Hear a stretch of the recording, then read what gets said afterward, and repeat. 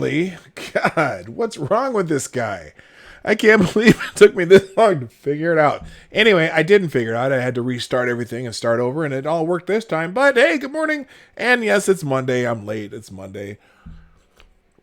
But I'm certainly happy that you're here, and a lot of you waited, and I appreciate it. I can't tell you how much I appreciate that.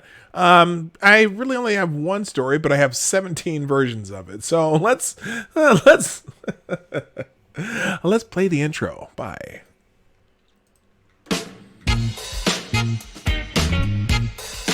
Ladies and gentlemen, coming to you live from the Lucky Dog studio in a hidden location somewhere in the upper Midwest of the United States of America, it's a brother making his own way, but with all the wrong opinions. Welcome to the Morning Night Live with your host, yours truly, PDawg Night. And whoa, that's not what I wanted to hear. Good morning. Hello. I gotta turn that down. Good morning, welcome to the Morning Night Live. It's me, one of your hosts, also known on the internet as PDawg Night. And yes, I've got this banging in my ears because it's Metal Monday, but it was way too loud when I turned it on. I hope you guys didn't hear that, but now you're going to, because hey, it's Metal Monday on the Morning Night Live. Hey, yes, I did get my haircut. Thank you for noticing, Michael Savage. So, like I said, on Mondays, I may be moving back the show to 9:30 and just doing a short show on Mondays. I haven't decided if I'm going to do that or just go Tuesday through Saturday, but we'll figure it out eventually. I got to turn this down just a tiny bit, though. Holy moly, that's loud. Okay, let's try this. Let's get this on here just a little. There we go. A little kinder and gentler Metal Monday. And we'll try to make it go well. Hey, how was everyone's weekend? I got to tell you, I'm not looking at the camera, I'm also fixing some stuff on my stuff here. I had a really fantastic weekend. Both of my kids, my son who's been holed up at his girlfriend's cabin during the Corona apocalypse, here, let me see here. And my daughter, who just hasn't come to see us because she's panicked. It's funny. Younger people are way more scared of this than people who've been around the block for a while. I mean, you know, I kind of chuckle because I've been through. Oh wait, what did I do there? I've been through so many of these scare things, you know, in my life. You know, like I've been, you know, I've been through, well, first of all, when I was 4 years old, there was a flu epidemic in the United States and 100,000 people died. And then in the early 70s, we had the gas shortage, we had global cooling, we had, you know, the really high inflation. We had, well, then we got into the 80s with, I don't know, there's been global warming, the ozone layer, there have been so many things that were going to be the end of the world. And, you know, we've gotten through them all. And I kind of wonder, because there's a lot of people who are saying, oh, the young people now have been through so much, you know, in this short amount of time, which they have. But you know what?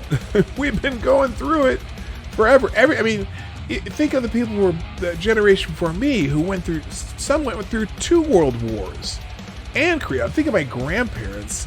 You know, my grandfather was 17 in World War I. And, you know, and then he, you know, lives through World War II, lives through both the Korea and Vietnam. There have been several different, you know, well, he was the Spanish flu in 1917. You know, he went through that, and everyone's gone through all these things. But when you're young, you think that, oh my God, this is terrible. How could I live in this world like this? And yet we just seem to, you know, in 10 years, when they figure out this really wasn't anywhere near what they thought it was going to be, they're going to go, oh, you know, it seemed so bad at the time. We shut down the whole economy for this thing.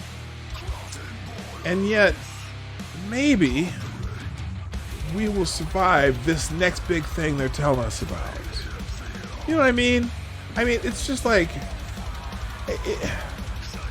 the world's always going to end, but usually it waits to end till after you die. I don't know if that was profound. I don't know what that was I just said, but it seemed kind of profound, right? The world's always going to end, but it'll wait till you die. So, I don't know. And even, 1979 Ice Age Chicago Tribute. Yep. Hell, we even had the Cubs win a World Series, didn't we? I mean, that's like the end of the world. Anyway, all right, now I've got everything fixed so that I can say good morning to everybody. A lot of you have been here for quite a while, but only one person can be here first, and today, that would be Chi-Town Jay. Who gets the bell? And good morning to Raymond Lewis. Ray Lewis. That's the name of a boxer. Good morning, Jay Wolf, Tyler F, Cynical Lindsay, Mike Savage, the gayest person on YouTube who hasn't been here for a while. Welcome back. Good morning, Sean, Smarty Bear, Becca Fairley, Green Badger Outdoors, Jack Fernstrom. This is Kyle. Also, good morning to Cynical Lindsay. Hey, Larry. The Reverend Tex Watson. Good morning, Gunfox 61.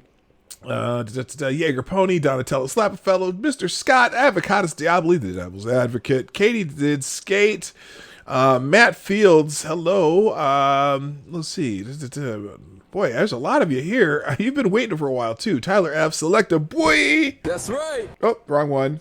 Yeah, boy. Good morning, Sheograph, Mike Savage, all you need. And the gang is all here. I'm probably missing a few. Keenan, Zombie, Teddy, Pincalo, Mr. Scott. I said Mr. Scott already. Cal, Ken. Good morning, everybody. So, I need to talk about General Flynn. I haven't had a chance to look at Twitter. I haven't had a chance to figure out what I haven't seen anything from the morning headlines. Thank you, Jay Wolf, Cynical Lindsay, Becca Fairley, Chi-Town Jay, Truck and Bear, all of you who tweeted out the show. Please, if you can share the show, that'd be great. Do the thumbs up and the super chats. You know how to do that, is in the Streamlabs thing and all that stuff. Someday I'll have regular super chats for the rest of you who don't like to use that. Also, oh my gosh, it is Star Wars Day too.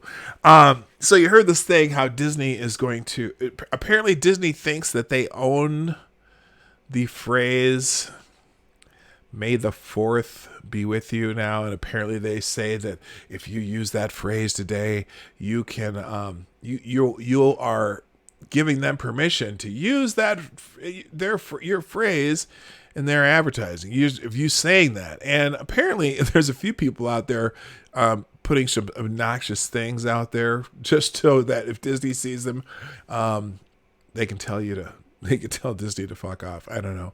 I find it humorous, but anyway, and apparently on the Disney Channel today, you can I think you watched the entire Star Wars saga, although I don't know if you'd want to watch all of it, but most of it's pretty good, especially the original 3.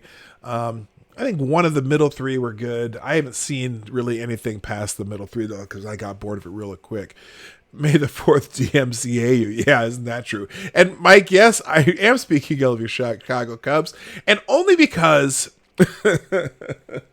not because I actually, it was great that the Chicago Cubs did well one year, but I always when I went to Chicago, one of my friends from Chicago that I went to college with lived in Oak Lawn. He was a South Side guy, and he was a White Sox fan. So I actually went to the last game played in the old Comiskey Park. The White Sox played the Yankees. I think it was the last game. But anyway, so we go to this game at Comiskey Park. It's the White Sox and the Yankees. And the Yankees pitcher pitched a no-hitter, which is really awesome. It's pretty rare to go to a baseball game and witness live a no-hitter. However, the Yankees lost the game. It was one of those extremely rare no-hitters where the pitcher who pitched the no-hitter lost the game because the first batter walked. Another batter, I think it was a sacrifice fly, so that's not a hit. And then the next hitter hit a ball, and there was an error, and the runner scored. So anyway, I thought that was pretty interesting. Hey, hello, sport ball, boring. Hey, every once in a while, look. Yes, I don't normally talk about sports on this channel, but talk about a rare game to go to. You actually witness a no-hitter where the pitcher lost. It's extremely rare. I don't think it happens very often. So there you go. Was it 4 unearned runs in the 8th? No. Was it in the 8th or in the 9th? I can't remember. But yeah, they were all unearned runs. None of them were on hits, and it was a fascinating game to go to. So anyway, all right, let's get into today because I try to get through this. Most of the stuff I was going to talk about the lockdown and all that, but I'm gonna avoid that. My weekend, actually, my kids came over. We have a little portable fire pit that we have a pad off the side of our garage or off our side of our driveway that we have a bunch of chairs around and a portable fire pit. We put a fire there, and we had on Saturday we had everyone over for had a bunch of people over in the evening for some dogs and brats and andouille sausage. I did a smorgasbord of sausages and a lot of food, and we had a bunch of people over then. And then on Sunday we had brunch, and that was fantastic. So there you go. All right. All right. Let's get into today though, because that's not really what I want to talk about either. I want to talk about Michael Flynn again. And that's what I was talking about. What I call this today, I called this the tangled web, the tangled web that's been weaved. The tangled web that's been weaved when the FBI decides to deceive. And I'm fascinated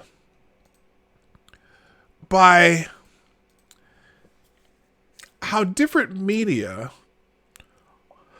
are playing this story, because it's just fascinating. So I've got a Bloomberg opinion piece here. Now this one's interesting. It's a little bit surprising because Bloomberg is as an outlet, not just as not just Michael Bloomberg himself, but pretty anti-Trump. But I thought this particular editorial is a bit fascinating, so we're going to go through it. The case against Michael Flynn now looks a lot weaker. Now that's an interesting way to phrase it, because it's looking like a problem for those people who are involved on the law enforcement side of this. But anyway, the FBI applied a squeeze in a way that undermines the rule of law. Oh, you think? If you've been paying attention, you already know this. Remember Michael Flynn, the man who holds the record for the shortest tenure as National Security Advisor, is back in the news. He pleaded guilty in 2018 to lying to the FBI about his contacts with the Russian ambassador during the presidential transition in late 2016 and early 2017. Then in January of this year, he vacated that plea. Now, a lot of people, okay, before I move on, a lot of people have been saying, oh, well, he pleaded guilty. He's guilty. He pleaded guilty. You've never heard of anyone having pressure put on them, or also think about this. He had attorneys. His attorneys recommended that he take this deal because of what the FBI said they had and what they were pressuring him with. So you might plead guilty to something you might not be guilty of. At least as far as what it looks like to you. The White Sox won 2-1. No, okay, then it wasn't the last game of Comiskey, but it was the game that I went to when it was it must have been later that season, not the last game. I'm mistaken there. Anyway, okay, so now the Justice Department has released documents that says his says his new defense counsel, show that Flynn was set up by the FBI. Well, I think it's pretty clear, but hey, who knows? The new revelations are interesting. Again, this is Bloomberg. New revelations are interesting. And, oh, you know what? That's right. I was at that game. Yeah, I did go to that game with the Mariners. Okay, I must have been at 2 games of Comiskey Park that year. But anyway, it was the last season, and we went to see the Yankees. It was the Yankees game that was the no-hitter that I see Shia Gratz correcting me here, and you are correct. Okay. It was when the Yankees pitched a no-hitter and the White Sox won the game. So that was earlier that same season. July 1, 1990. I Googled it. Okay. Yeah, because it was just before the 4th of July. Well, okay, anyway, back to this now. New revelations are interesting. An email exchange between former FBI lawyer Lisa Page and former agent Peter Strzok. Oh, hang on a second here. Oh, that's my... Hold on. I got it. Oh, gosh. Hold on, gang. Give me 1 second here.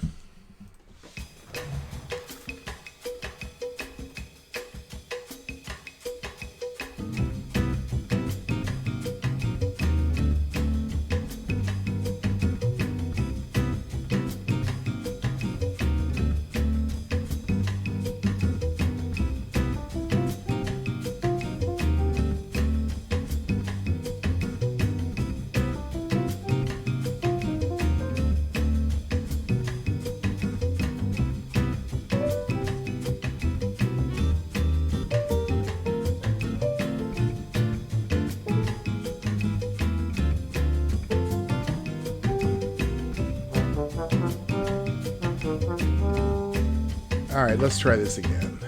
Sorry, having some interruptions here. All right. The new revelations are interesting. An email exchange between former FBI lawyer Lisa Page and former agent Peter Strzok, interesting they don't mention their relationship, show a discussion about how agents interviewing Flynn should remind him that it is a crime to lie to the FBI. Eventually, Page recommends that Strzok slip it in at some point during the conversation.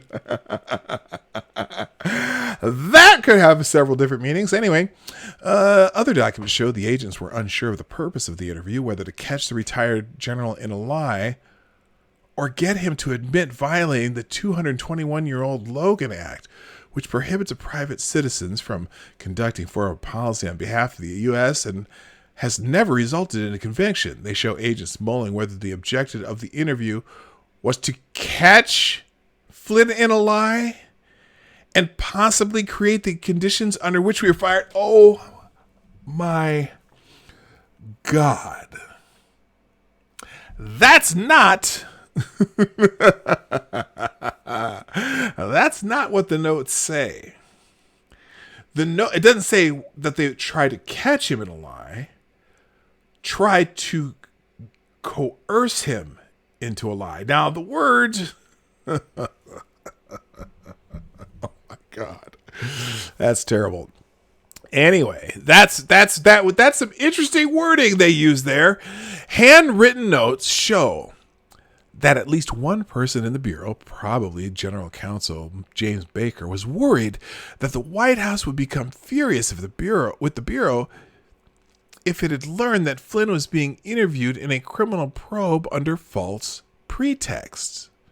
Former FBI Director James Comey acknowledged in 2018 that he arranged to set up the interview with Flynn without going through White House counsel.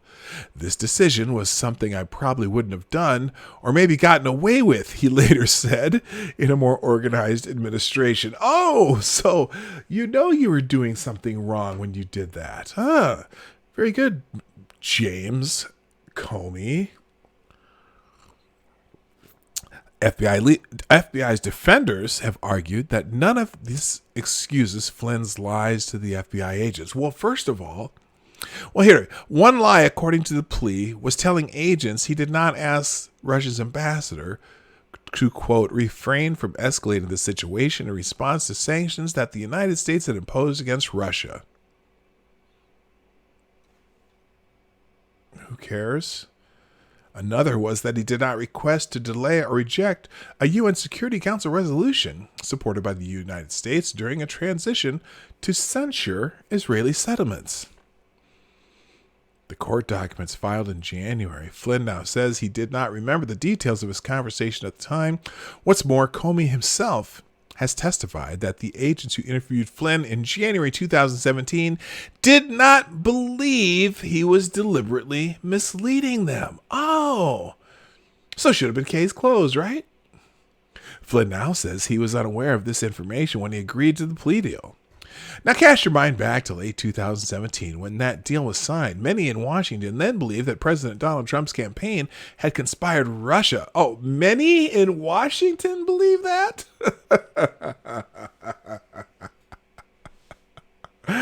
Oh. Well, that certainly was the narrative at the time, now wasn't it? But yes, many believed it. Many people who opposed Trump in the election believed it. That might include a few FBI agents.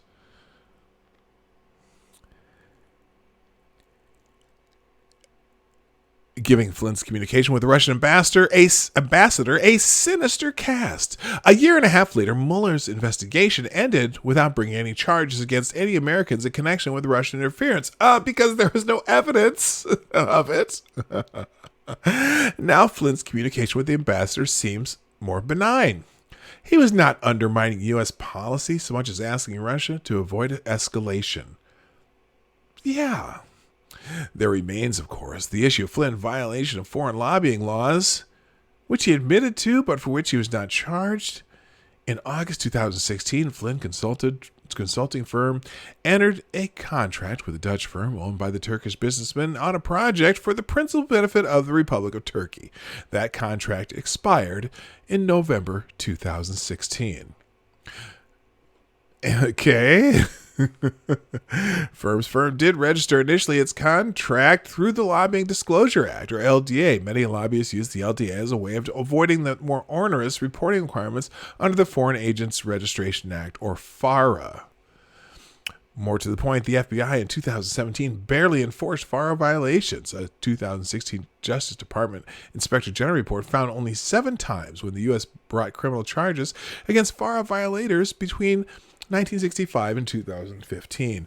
Most violators were either fined and or asked to file retroactively as a foreign agent, which Flynn did in March 2017. You know, I remember them allowing, what's his name? Not John Podesta, whatever, Tony Podesta. They let Tony Podesta do that, but they didn't let Paul Manafort do that. Remember that? Ignorance of the law is no excuse, as they say, but at the same time, justice demands that the law be applied fairly and consistently. Flynn was being squeezed for crimes that are rarely, if ever, enforced. He relented only under financial pressure and a promise that his son, who worked with them in his consulting group, would not be prosecuted. Oh, they put the squeeze on him. Is that what they're saying?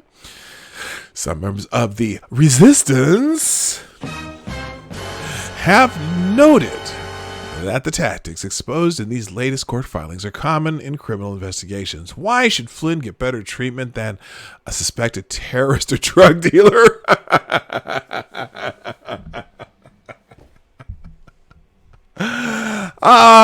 Yeah, a lieutenant general has served the country for 30 years. Why would they get any better treatment than a suspected terrorist or drug dealer? I don't know. Why would you think that? After all, he led chants of lock her up in the 2016 Republican National Convention.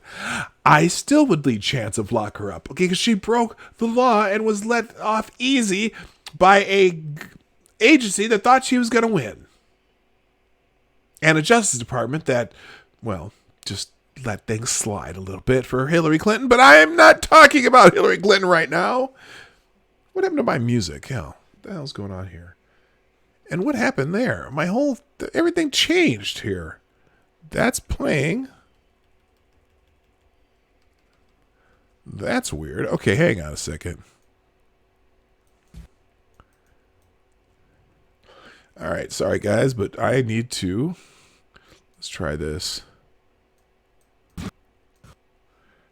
This whole thing's messed up. Okay, back into the article here. Which one is it? It's this one.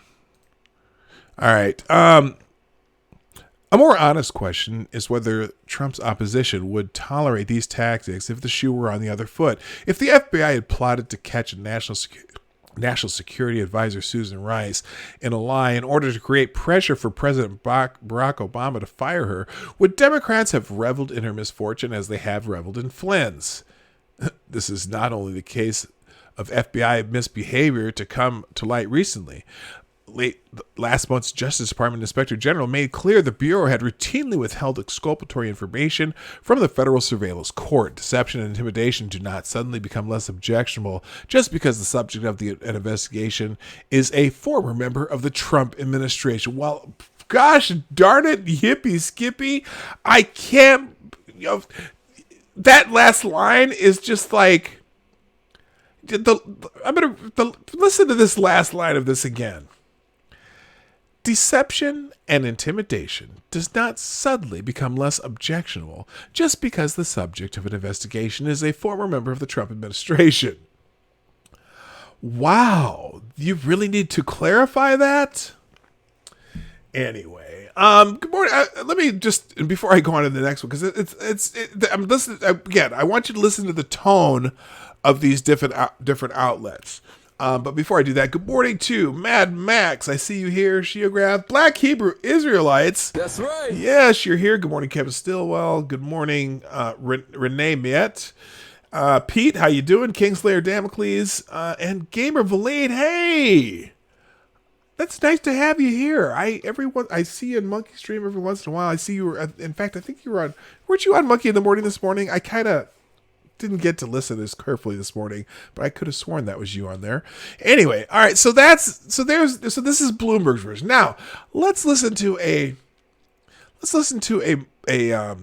Breitbart version of this, because it's going to be a completely different tone. And this is more talking about how Devin Nunes describes this event. Devin Nunes, we knew from day one Michael Flynn was innocent because FBI top officials told us so. Representative Devin Nunes, California, the ranking Republican on the House Intelligence Committee, says it is a no-brainer that former National Security Advisor Michael Flynn was innocent from the beginning and that he was the victim of an overzealous FBI. Nunes told Fox Business Network Maria Bartiromo that the sources of documents promoting the notion that the 2016 Trump campaign was in cahoots with Russia to steer the outcome of that election warranted an investigation, given they were used to justify the Department of Justice and the FBI's handling of Flynn. Quote, I would say we need the judge to do the right thing, he said. We need the DOJ to do the right thing. We need these lawyers to be investigated. And I would say overall, Maria, we talked about this on your Sunday show. I told you that there are 3 reports that really need to be analyzed and investigated. One, of course, is the Steele Fusion GPS Clinton paid for dossier. I got an interesting note about that because I pulled up that testimony that Michael Steele is doing in Great Britain regarding there's some Russians who are suing Michael Steele for some of the reporting that he did in the Steele dossier that would turn out to be very false. And so he's being sued for defamation or something, whatever it is, it has to do with the company. And it's interesting because Steele pretty much explicitly names the Hillary Clinton campaign, the Democratic National Committee, Perkins Coie, and Fusion GPS as all in cahoots, paying him, that he knew who was paying him. He knew who he's doing this investigation for. It was not just opposition research. Well, in a way it was for Hillary Clinton. And he also knew that some of the information he was giving in his dossier was false. But anyway, let's move on. That needs to be investigated, which I that was the first. Let's see. I'm sorry, I got lost here. One, of course, is the Steel Fusion GPS Clinton paid for dossier. The other is the intelligence community assessment that was done right after the 2016 election. That needs to be investigated, which I call Obama's dossier. And then, of course, there's the Mueller report, which is the Mueller dossier, also in how I define them. Now, what's fascinating? So we're getting all these notes for the related to Michael Flynn, right? And apparently the latest notes, and I think it'll be in one of these articles, but the latest notes to come out from that actually have Office of the Special Counsel stamped on them. So they knew everything that we're all learning now during their investigation. All the stuff that is exculpatory for Michael Flynn, all the stuff that's just all kinds of exculpatory information that they left out of their report, which is fascinating.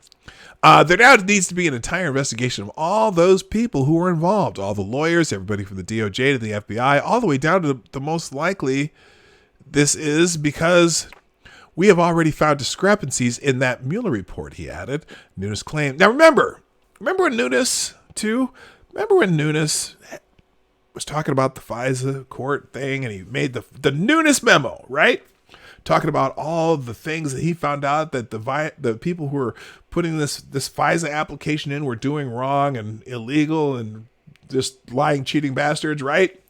And then Adam Schiff came out with his own little memo, competing memo, and the media just fawned all over Adam Schiff's memo. And then in the end, who was right? Devin Nunes. It's been proven over and over and over. In fact, I tried to get a hashtag going. Nunes was right. That Schiff was full of Schiff, and Nunes was right.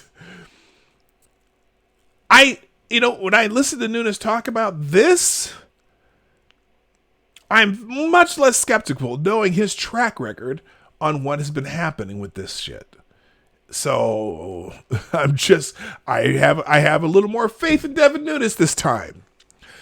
So we're running an investigation, but the problem is that we have a small team on the House Intelligence Committee. But the bottom line with Flynn is this, Maria. Nunes said, we knew from essentially day one in early 2017 that he was innocent. How do we know that? Because the top officials at the FBI told us so. This wasn't rocket science. Then you talked about the report that we did. So we have the gold standard. The House Republican report is really the gold standard of reports. In fact, there are no other reports to even look at because the others are all based on lies or innuendo or corruption. Okay, so our report was right at the time. Devin Nunes was right. And you may recall this, but we had to fight for nearly 2 months. Our report we put out, we said there was no evidence of collusion.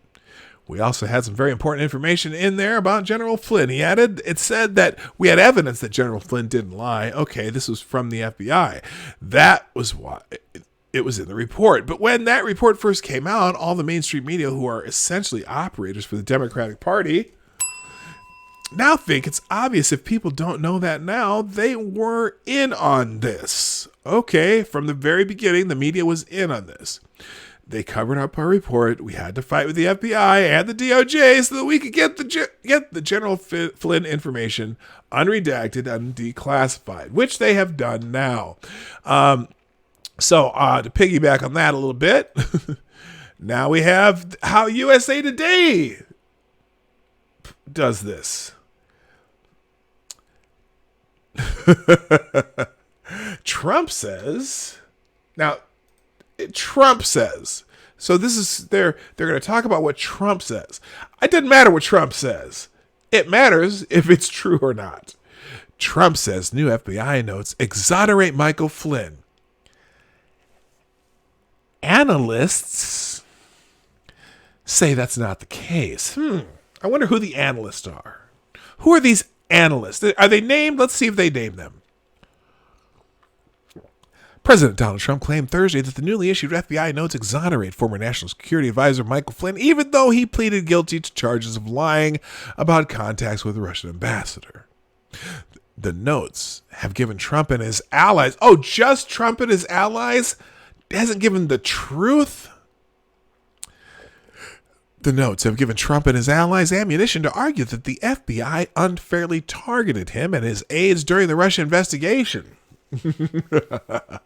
I guess we're going to find that out pretty soon, aren't we? Legal analyst.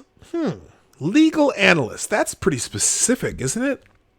Or wait, what legal analyst? But anyway, legal analyst said the president and his people are distorting the contents of the notes, which focus on a 2017 interview in which Flynn apparently lied to agents about his contacts with Sergei Kislyak, the Russian ambassador to the United States.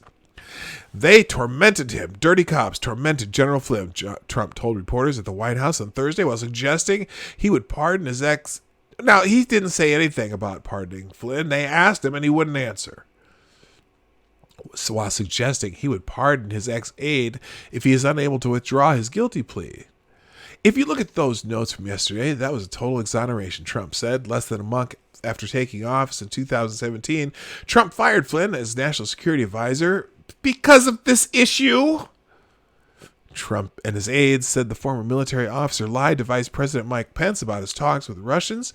Now Flynn has asked a federal judge to allow him to withdraw his 2017 guilty plea for lying to the FBI. Flynn claims that he was coerced into making that plea and that the FBI framed him as part of an effort to embarrass Trump.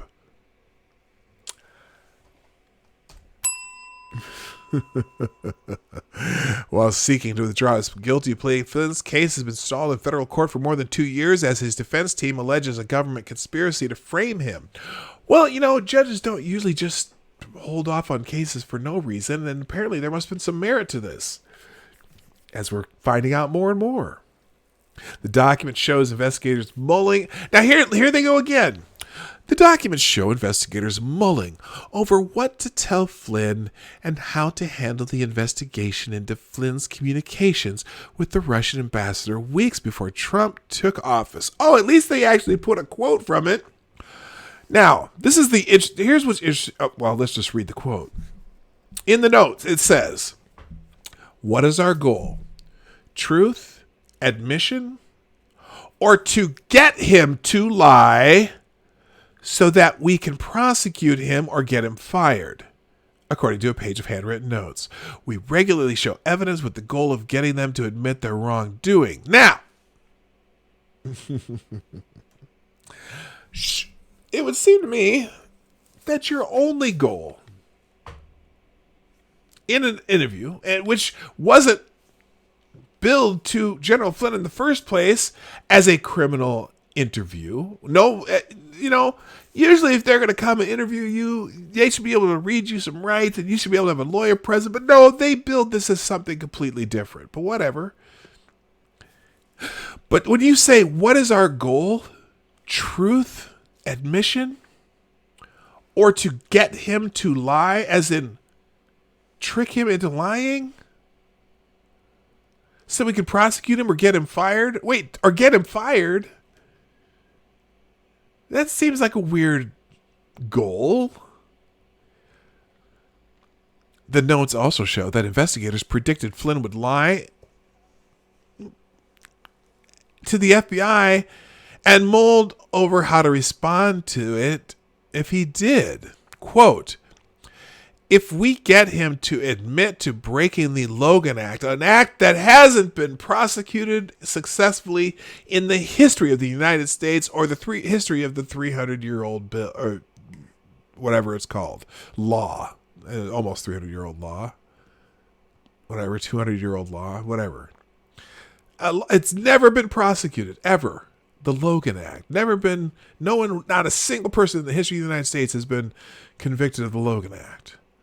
If we get him to admit to, how about John Kerry? Can we get John Kerry on the Logan Act? John Kerry went over to Iran in the middle of the Trump administration to tell them to something different than what the United States was saying. If you're going to read the Logan Act, that was exactly what the Logan Act was for. Not for an incoming administration to go out and meet different ambassadors from different countries. But anyway, if we get him to admit to breaking the Logan Act, give facts to DOJ and let them decide according to the notes, which referred to the law forbidding private citizens from corresponding with foreign governments. Not corresponding with foreign governments.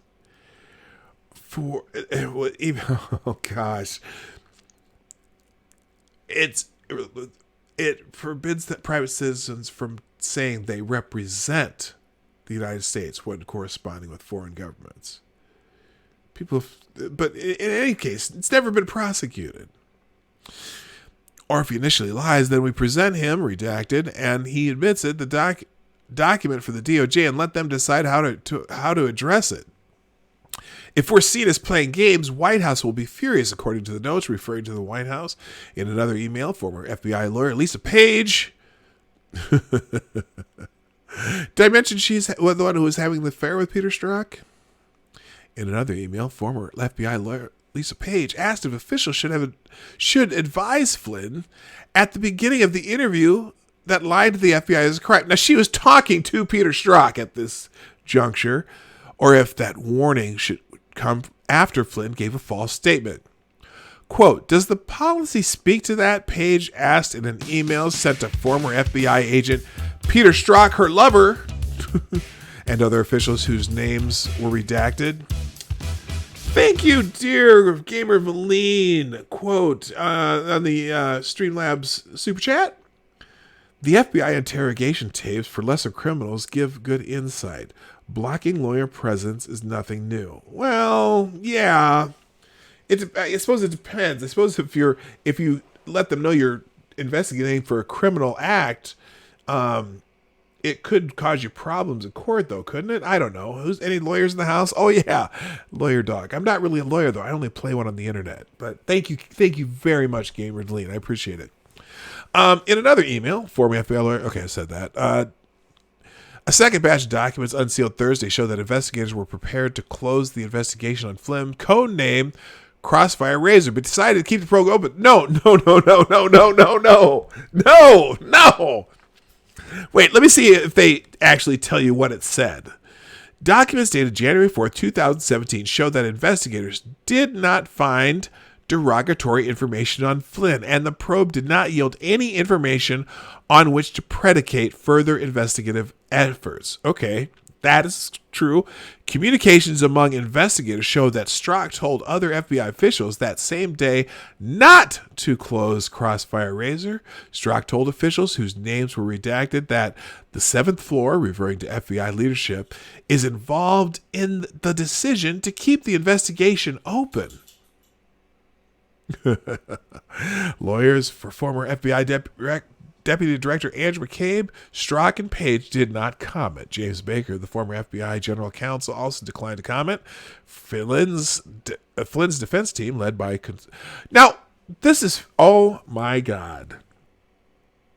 Now, this is the USA Today, and of course they have to say, listen to this sentence, because it tells you would never hear this. Well, let me read it first, and then you can tell me what I'm about to say. Flynn's defense team, led by conservative lawyer and Fox News commentator Sidney Powell,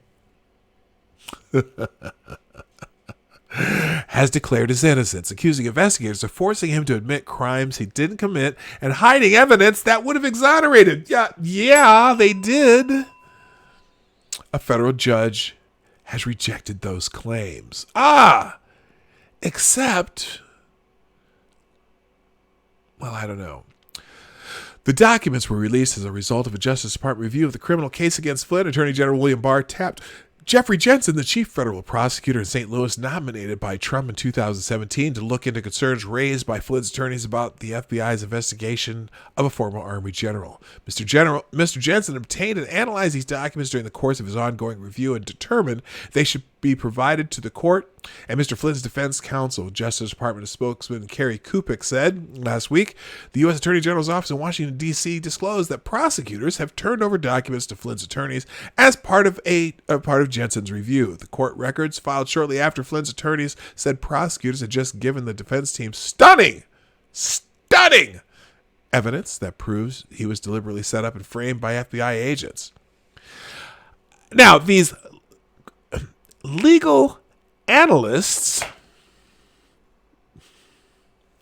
called the FBI notes run-of-the-mill and said the FBI agents had good reason to believe Flynn had lied repeatedly about his conversations with Kislyak.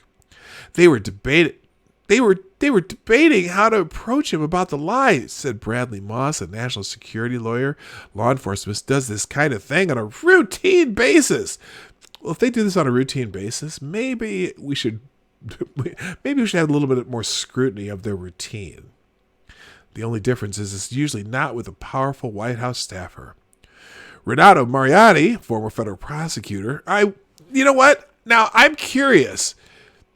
Bradley Moss. Let's look up Bradley Moss. Because it's funny. There's, they called Sidney Powell conservative lawyer and Fox News spokesman. Let's see if there's anything on Bradley Moss lawyer. Let's see here. Bradley Moss.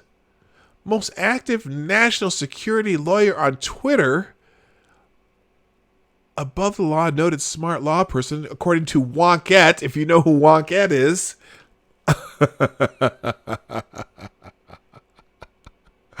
Let's look at his Twitter handle here. Most active, okay. Let's see. Deep State strikes again. Breaking Secretary of Senate turns down Biden request to search for records of any complaint filed. Okay, whatever. We must be on our two. Clarence Thomas is asking a couple of questions on a live SCOTUS stream. What is happening? Okay.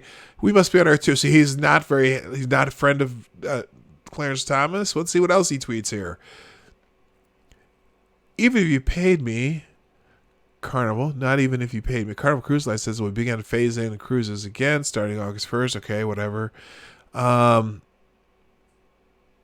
Okay, so I can't tell from his tweets, but I'm going to guess that he's a left-wing liberal attorney who has a bone to pick with Trump. I bet he's part of the resistance. How about Renato Mariotti? Now, I do know that name. Former federal prosecutor said the notes reflect preparation for an interview and are not unusual at all. Oh, no, they're not unusual at all. I bet all the notes have things how they're going to try to get the guy to lie.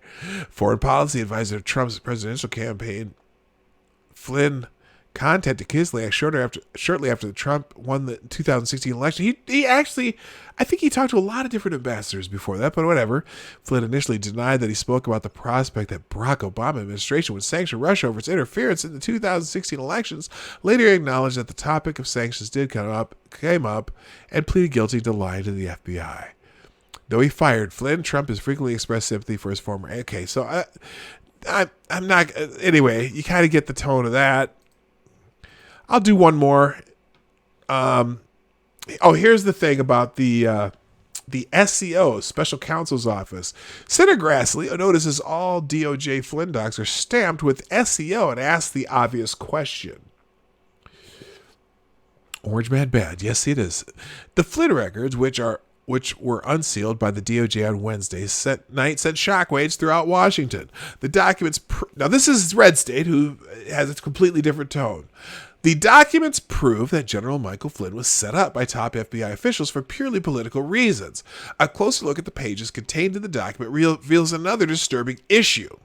While reviewing the new DOJ Flynn documents, Senator Chuck Grassley, Republican of Iowa, noticed that each page was stamped by the SCO and had its own identification number, as Jennifer Von Lahr covered Thursday. It appears as if they were part of the special counsel's office private collection of documents.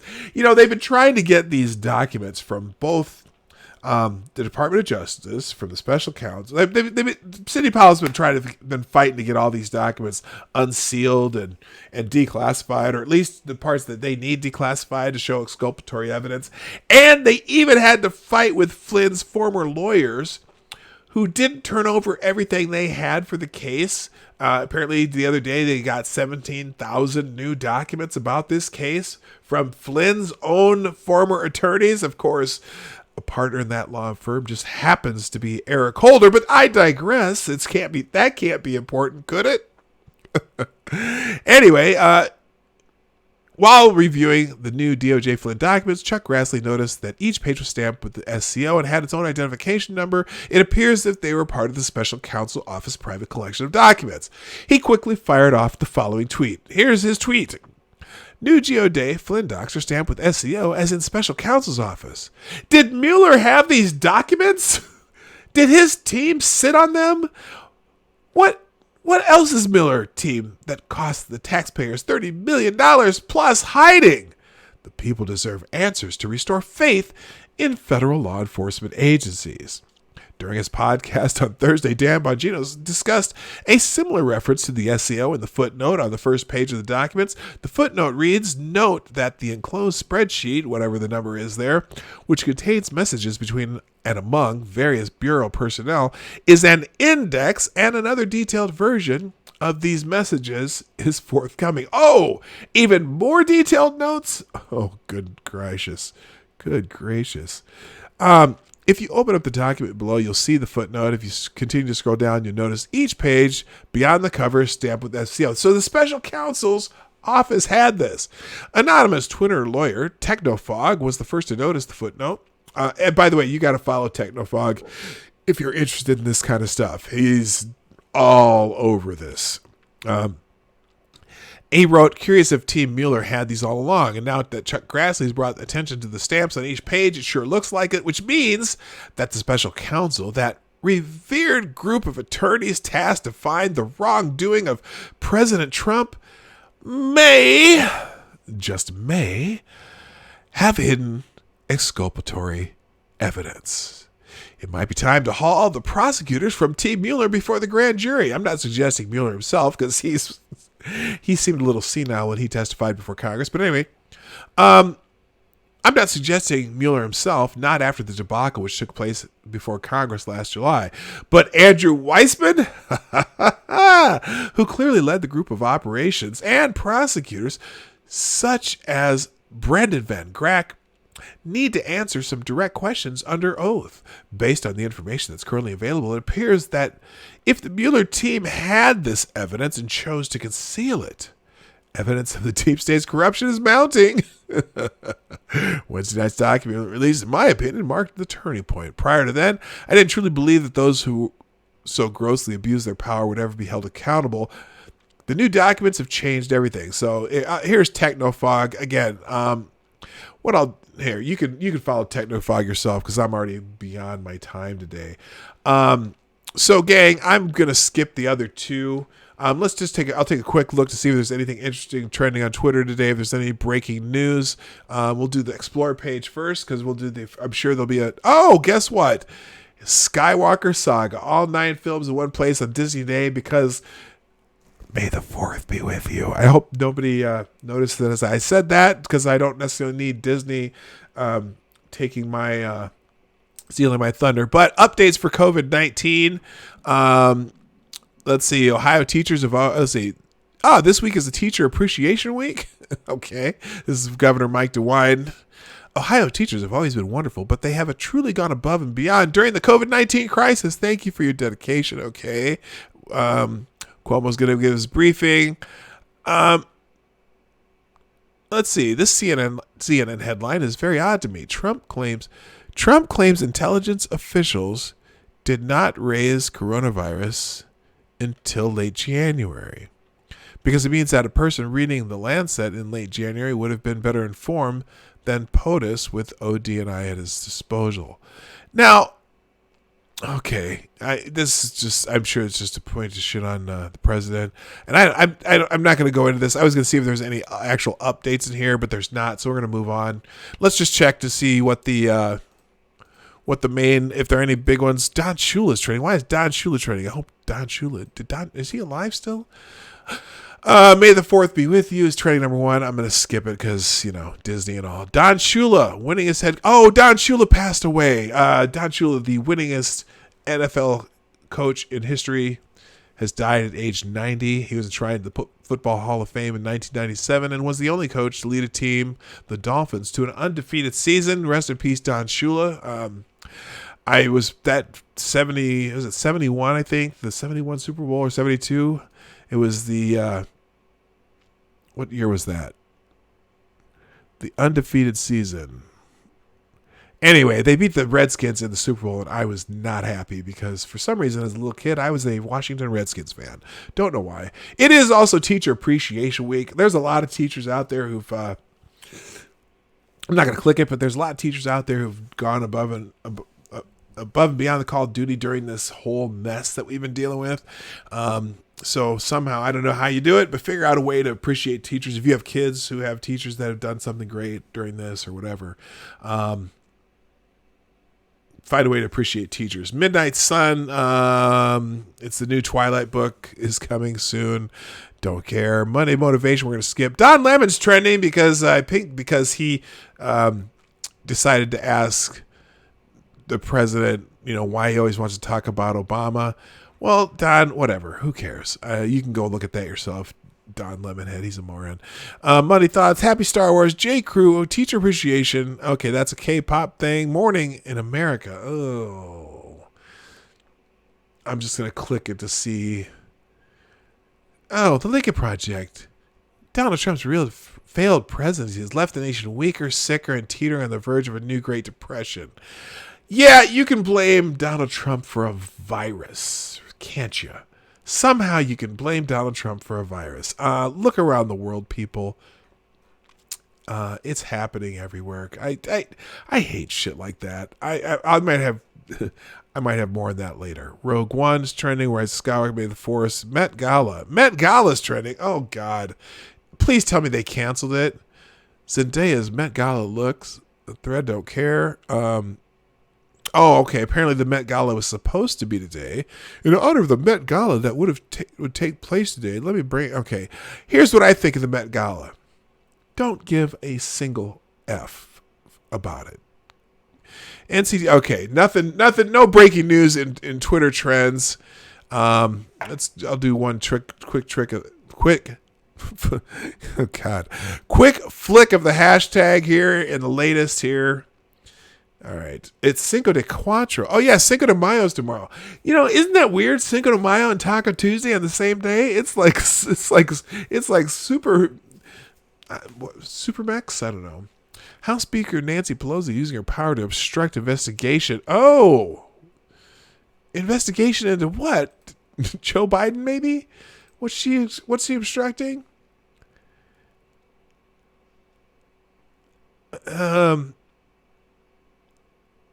Okay, I can't. Oh, investigation into China's culpability in the coronavirus. Oh my God, that lady, she got to go. She's got to go.